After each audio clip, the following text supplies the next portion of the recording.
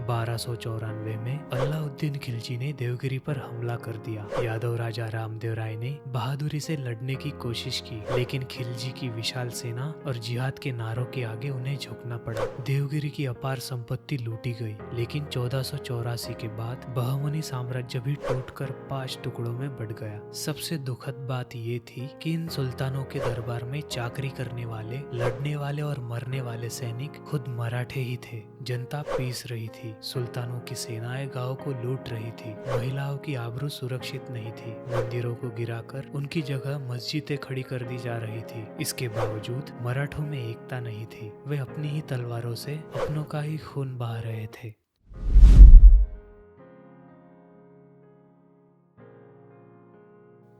इतिहास को समझने के लिए हमें उस दौर के भूगोल और परिस्थितियों को समझना होगा।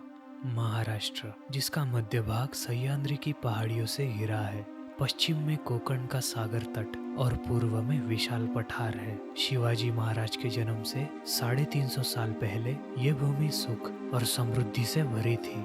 यहाँ सातवाहन, वाकाटक, चालुक्य और राष्ट्रकूट जैसे महान राजवंशों का शासन रहा।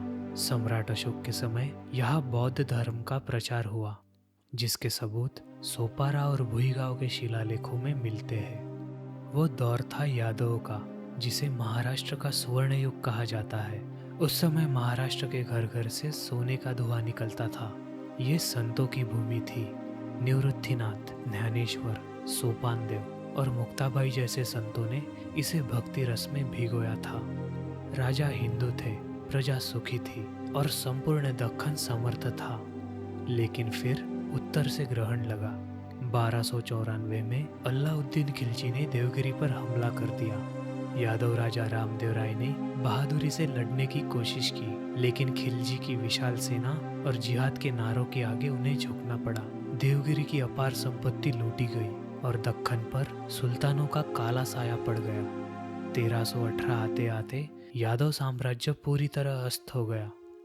समय का पहिया घुमा, दिल्ली की सल्तनत कमजोर हुई और बहमनी साम्राज्य बना। लेकिन 1484 के बाद बहमनी साम्राज्य भी टूटकर 5 टुकड़ों में बढ़ गया।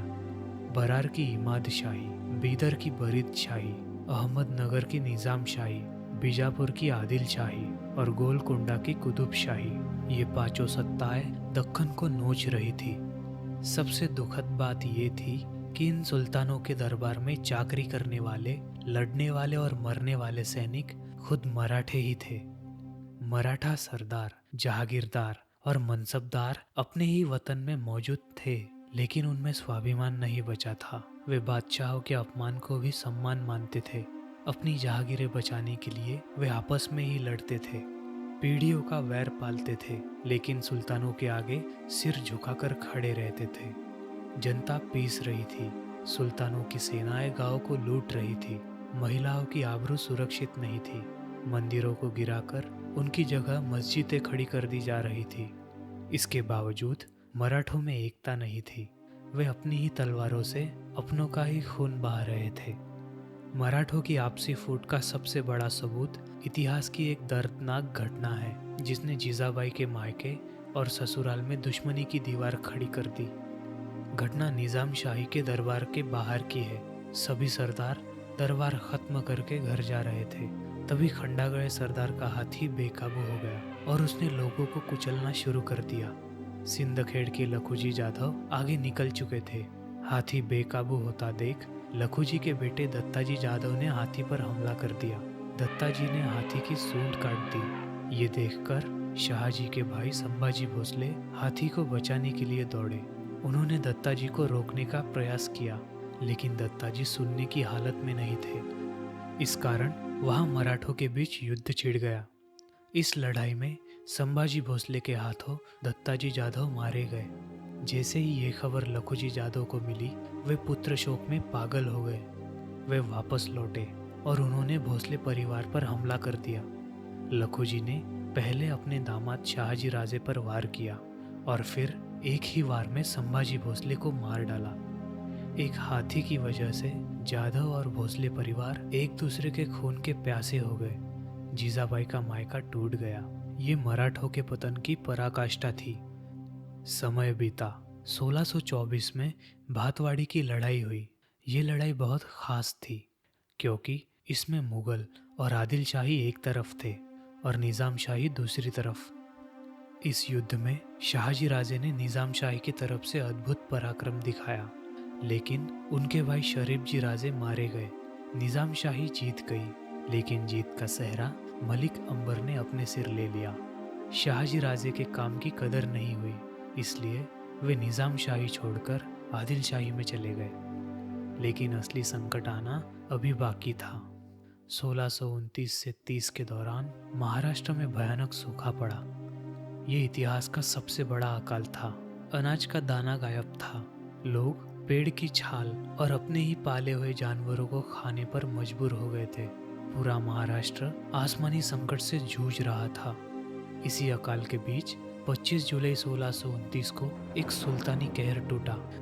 निज़ाम शाह ने लखुजी जादव को दौलताबाद किले में मिलने बुलाया था।